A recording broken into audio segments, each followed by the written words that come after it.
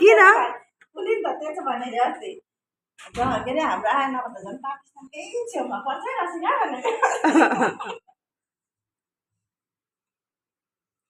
होइन होइन म चाहिँ त्यो सोचेको नि त अब जम्मू भन्छ काश्मीर भन्छ त्यहाँदेखि पाकिस्तान चाहिँ छ कहाँ भनेर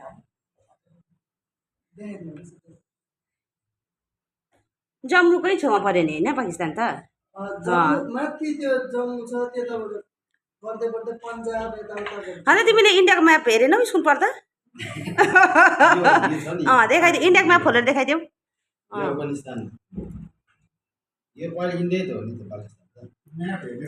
अन्त ऊ इन्डिया त देखाउनु पर्यो नि हाम्रो भाउजूलाई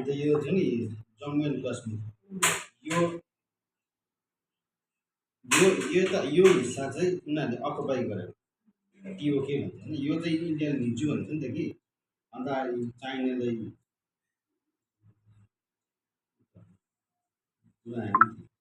भाउजूले पनि हँसायो ले लद्दाख भन्छ पाकिस्तान चाहिँ कहाँ छ भन्छ यता छ त्यो चाहिँ यता छ पाकिस्तान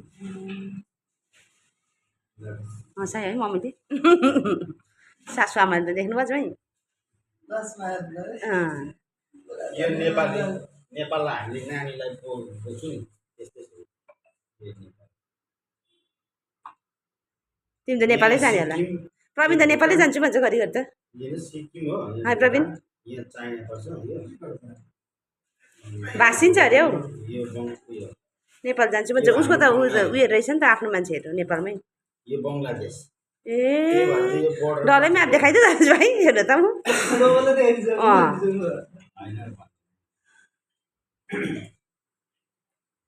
आएर अब ट्युसन दियो भाउजूलाई तिमीले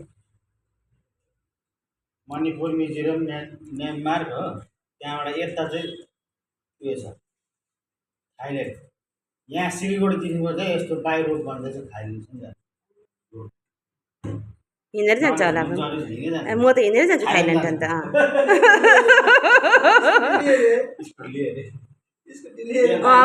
बेर पनि छैन यो मान्छेको त बेर पनि छैन यो प्रवीणको त बाफ्रे हिँड्नु भनेपछि त स्कुटी पायो भने त कहीँ पनि पुगिदिन्छ उ त है प्रवीण दिनमा 2 पल्ट आउनु जानु गर्नु भनेको मामुली बात हो दिल्ली दिल्लीबाट यहाँबाट दिल्लीबाट फेरि गुडगाउँबाट फेरि दिल्ली अन्त फेरि यता भनेको त मामुली मात्र कान्छे त कहाँ हो त कोही